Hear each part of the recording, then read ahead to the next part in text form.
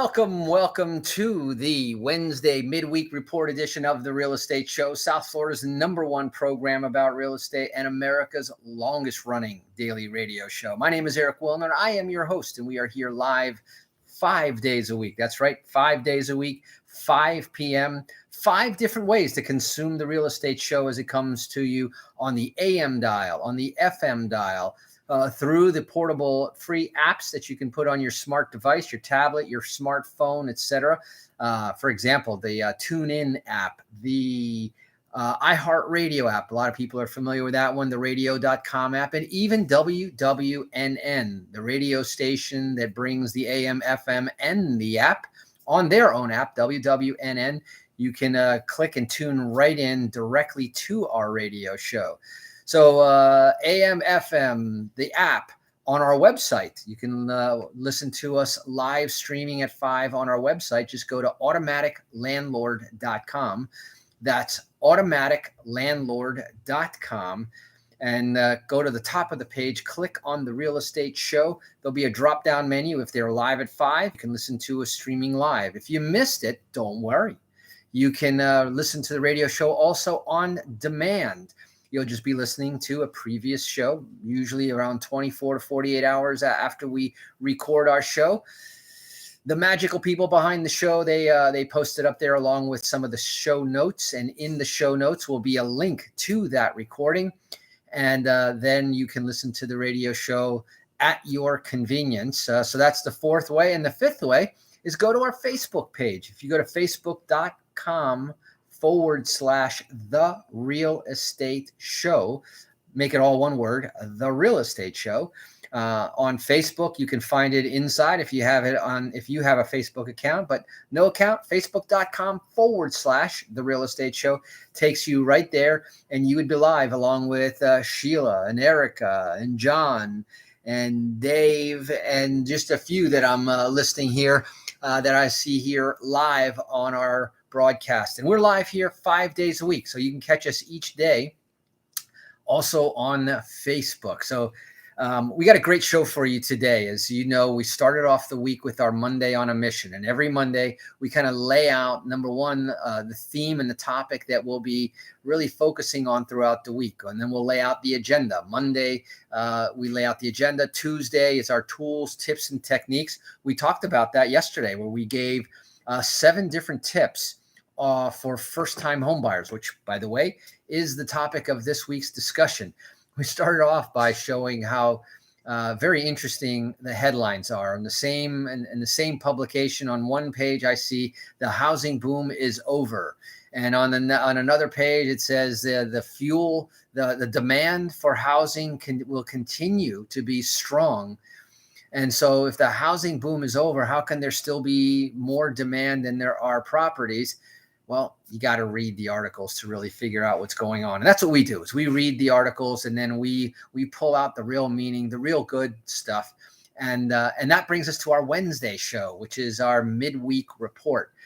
Now, there's a couple of, more cool headlines that I wanted to bring to your attention. One of them, along the lines for first-time homebuyers. And one of the important things that we also did earlier was define what is a first-time homebuyer, because many people are under the mistaken impression that first-time homebuyer means never owned a home. Not true. You could have owned a home as long as it wasn't in the last 3 years. If you have not been on title for the last 3 years, then you are eligible for a first-time homebuyer program, first-time homebuyer grants, first-time homebuyer loans, and much, much more. And that's what we're talking about this week. So one of the articles, very interesting, it's talking about 5 things to know about cash offer financing products. Cash offer financing for first-time homebuyers. So foregoing some of the traditional mortgages by buying homes outright is turning into a 2021 trend. Yes, trend. That means it's not happening once in a while. It's happening more and more. It's trending up. And there are businesses are stepping into facilitate these quote unquote all cash purchases. You see, every property out there requires cash to buy, right? No one's giving away houses, but it doesn't have to be your money. So when you've heard the old expression OPM, other people's money, OCM, other companies' money, OBM, other banks' money. So you can actually come in to a seller as a cash buyer. And you can even do this with conventional financing. And we answered that question. I think that was on Tuesday during our tools, tips, and techniques. We were saying that what we're saying here, the OPM, cash, some of the financing doesn't have to come directly from you. We talked about the definition of the first-time home buyer and the difference between some of these programs and which ones have strings attached and which ones don't. So not being on title for 5 years is could be a benefit. And we were talking about why there's so much demand. We're talking about the millennials. Now here is an example of an article. I'm going to talk about this one in more depth today. Millennials pushed home buying demand to new heights in 2020. And I'm going to tell you that 2021 is going to be more of the same. Starter home prices, another great headline. Starter home prices are growing 7 times faster than renter income. So you can see what a dilemma that's going to be. And one of the reasons why, when people ask me, when's a good time to buy a house? And I always say the same answer: as soon as you can. Yesterday, we were driving and I was talking about many of my out-of-town coaching clients and just regular clients that talk about, hey, one of these days I'm going to retire to where you live in Florida.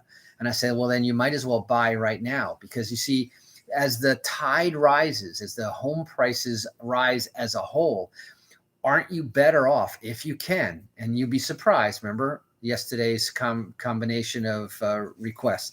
If you can show me that you're serious, can afford the payment of whatever you're paying, be it a rental payment or a home payment, and are coachable, well, I can show you how to become a homeowner again, or a better homeowner in 90 days, or a first-time homeowner in 90 days. And if you want to get more information on our special report, all you have to do is text the word loan, LOAN, to our smart text line, which has this all automated, just like the automatic landlord. But the text number is 561, write this down, or plug it into your cell phone, 561-861-2366. That's 561-861-2366. Text the word loan to that number, and we'll get you some of that information. So starter home prices are growing 7 times faster than renter income. And so renters will need to reserve an additional $369 per month to keep up with the rising listing prices over the next year, according to Zillow. Interesting thought. So if you were saving up money, you're probably not saving up fast enough. And so, as I was saying, to those people who are thinking of retiring, buy something now. Doesn't matter that it's not where you want to retire or the house that you want to retire to. What we're really doing is locking in a home price. And as the level goes up, and then when you're ready to retire, you can decide, I like that house, I want to move into that house. No, I'm going to sell that much more valuable house to be able to buy in a much more valuable market. So definitely a good technique. Again, text the word loan to 561-861-2366. And then we're going to talk more about that tomorrow in our ATM edition of the show, about the money. Where we're going to talk about the financing, and we're going to talk a little bit about how to turbo your mortgage. And this applies to first-time home buyers big time. This applies to existing homeowners big time. And for those of you who are going to buy a house, this is something that you want to put on the back shelf. And remember that when it comes time, if you want to own your home faster, be able to buy more real estate, or be able to upgrade faster, Turbo Your Mortgage is what you want to be listening to on Thursday. So millennials pushed home buying demand up. And then there was a map, a very interesting interactive map that I found. The topic of housing affordability. I think we're going to spend next week, this week, all on first-time home buyers. Next week, let's talk about housing affordability for everybody, because it's very interesting. Is a map of the United States, and it showed all the places where housing was affordable and where housing was not affordable. And you'll be surprised at some of the opportunities. And you know that we have a couple of favorite states that we like to invest in ourselves. And you're going to see that some of those states are actually on that list. So remote workers looking across the country for an inexpensive house have a wide net to cast if they don't have to live in these more densely populated areas. But a few important socioeconomic factors can narrow down the search. So definitely a good topic for our show next week when we get there. So let's talk a little bit about, in fact, before I jump in there, because I don't want to interrupt the article right away, let's go ahead and take a quick break, hear a few words from our sponsors. When we come back, I'm going to talk about how and why the millennials pushed home buying demand to new heights, and how they're going to do it again this year as well. So for all of those doom and gloomers out there waiting for the market to come crashing down, listen to this article and you might change your mind a little bit. You're listening to The Real Estate Show. My name is Eric Willner. I'm right here. Don't touch that dial. We'll be right back.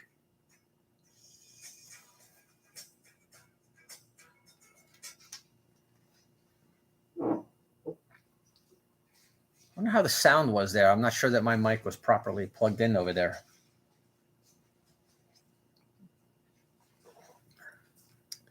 American Building just got some free advertising, didn't they? David, how are you? Earl, my good friend Earl from the Windy City. How are you, my friend? I want to catch up with you again, see how you guys are doing. Accelerating.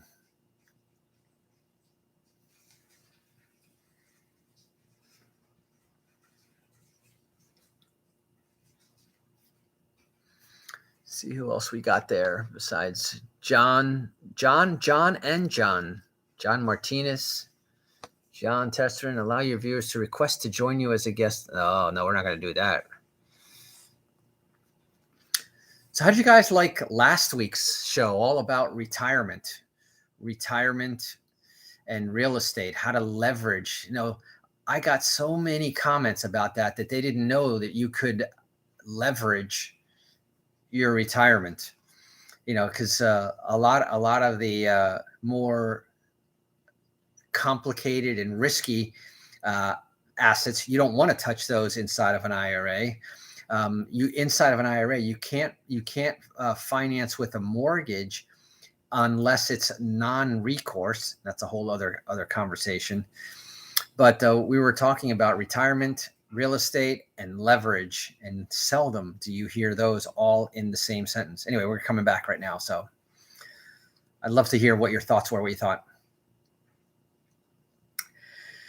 And welcome back. For those of you just joining us here, you're listening to The Real Estate Show, South Florida's #1 program about real estate. More importantly, America's longest running daily radio show, all about the topic of real estate. And today here on the 28th, I'm going to wish Christopher a happy birthday. Speaking about millennials who pushed home buying demand to new heights. And this is a great article out of National Mortgage News. So a lot of my listeners probably aren't reading their daily edition of the National Mortgage News. But in the housing market frenzy of 2020, and we all know, whether you're in the business, in the real estate, as a professional, even as a realtor, it was a frenzy in 2020. In fact, most people were quite caught by surprise, thinking that the pandemic would have brought real estate, as many other businesses, to a standstill. And exactly the opposite occurred. Home ownership demand climbed to an all-time high as millennials sought to become first-time home buyers, and that's according to First American, the national title company. Now, what's also very interesting, there's something called a home ownership progress index. There's a freaking index for everything. It's a measurement of how lifestyle, societal, and economic factors influence home ownership over time. So it's a very interesting metric there, and it rose to 70.21%, up from 68%. So a pretty decent jump when you're talking about a national statistic, which it was in 2019. Meanwhile, the national homeownership rate, and this is what more of you might understand this a little bit better, instead of the homeownership progress index, this is the home ownership rate. That means the number of people that are homeowners versus not. And I wonder, if you were to take a guess, what percentage of Americans own, or probably more importantly, what percentage of properties are owned and owner occupied? And believe it or not, it's 66% is the number, coming close to nearly 70%. And that is a very high number, by the way. When we were at the peak back in 2008, we hit that 70%. But rarely does that happen. It was at 64%, less, in 2019, when the HPR, the progress index, exceeds the actual homeownership rate, and that's why I'm telling you the two of them. It means that market forces, like an extreme inventory deficit that's going on right now, is suppressing buying. So the progress index is higher than the actual index. And we're talking here by about 4 points. And so when reversed, it indicates that homeownership level is greater than demand, which means generally that you're going to see prices drop as more people are looking to unload properties. So the HPRI, the Home Ownership Progress Index, is behind the home ownership rate, an average of almost 2 percentage points from 2000 to 2009. The divide peaked again at 2.9, almost 3% in 2005, due to the easy access of credit that eventually led to the housing collapse. So right now it's well below that, and part of it is a result of the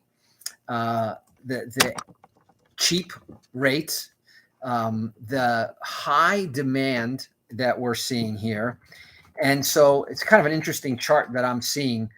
And as the financial stability amongst millennials grew alongside the typical milestones that incentivize a home purchase, the millennial potential home ownership demand jumped 3.5% year over year. Now, in 1 year, that is a lot. Now, I also was talking, we were talking about the different percentage rates, and I was trying to explain how important it was to observe, the number of cash buyers, nearly 20% of the marketplace, and the number of first-time home buyers, on the other hand, is nearly 30 and bumping up on 40%.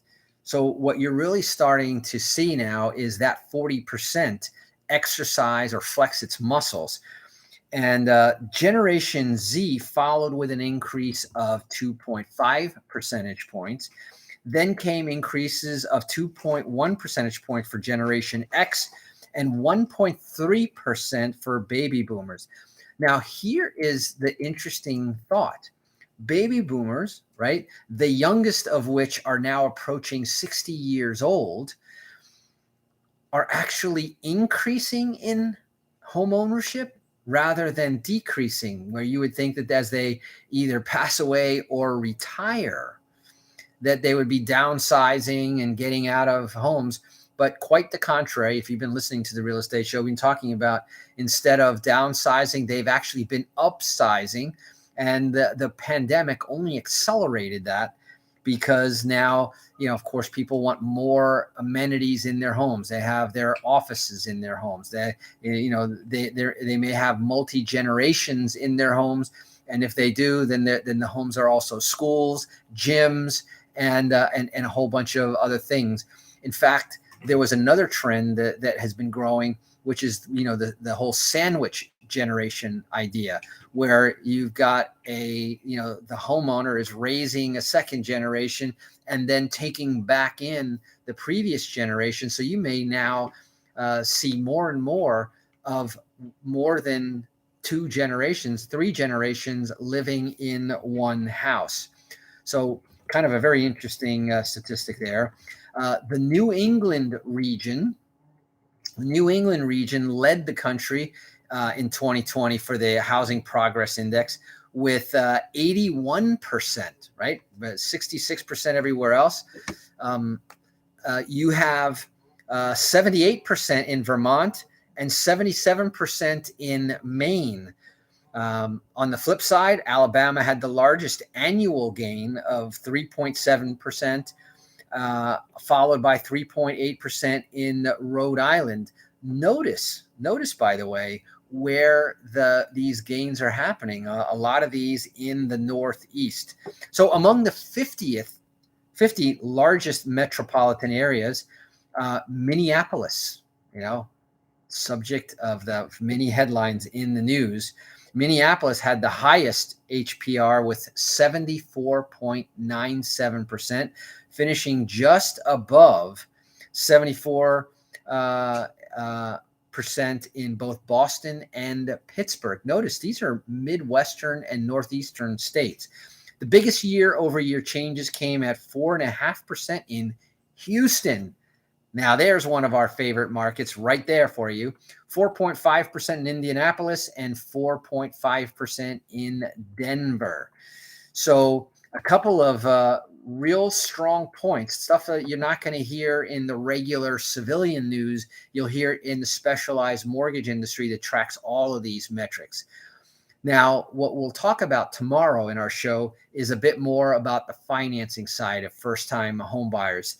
And the neat thing about that, we'll talk a little bit about, and millennials are right on top of this, house hacking. One strategy for a first-time home buyer, you might not have thought about this, but why not buy a duplex or a triplex as your first home and have your home payment subsidized, if not altogether paid for? Very interesting concept. You're not going to live there. In fact, I promise you, while most first-time home buyers buy their quote-unquote dream home, it's only going to be your dream home for a few years. And then you're going to start thinking bigger. You're going to start thinking differently, whether it's because of a growing family, a career change that might even take you to a different location. It's going to be very interesting over the next several years as people stop buying properties close to work, right? An easy commute. Instead, they're going to look for quality of life, geographic location, climate choices, as well as obviously great schools. And it'll be interesting how schools will now have to rebudget, thinking about these demographic shifts and so forth. And maybe what that will do for the last 2 years where there was a lot of online learning. It didn't matter what school district you maintained wherever you were. But as people flow out of these densely populated areas where there might have been more funding for more higher education, you might see some of that funding either disappear or get shifted elsewhere. The other thing we'll talk about tomorrow is why lenders might be slower to expand credit to first-time home buyers. And that's something, an area of concern. So I'm going to give you both sides of the equation. I'm going to give you the good, the bad, and sometimes the ugly is just part of the equation. Anyway, hopefully you got a lot of information out there. Remember, if you're watching us on Facebook, make sure you give us a thumbs up if you liked what you heard. More importantly, share it on your site so more people get this information. I don't think this kind of information is out there. We're not trying to sell you anything. We're trying to get you as much information. Remember, our mission here is to make more people have access to the American dream, which is home ownership and real estate. So for that, we're done today. The music is coming in. That means I'm on my way out. I'll be back again here, same place, same time tomorrow. Until then, drive safe, wash those hands, and make it a great day. Bye-bye.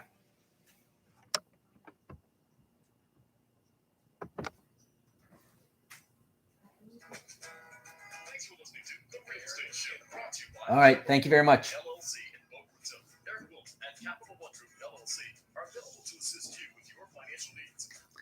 And that's a wrap. Again, I hope to hear from you guys what your thought was on the retirement and series that we did last week. I've actually got some more stuff that I want to share about retirement. Let's see here. Thursday here. We're going to talk about retirement. Remember the 20-year plan that or the 40-year millionaire program. No matter what you do for a living. I always love that conversation, and we'll talk about the lenders as well. So here we go. Thank you very much for those of you watching us.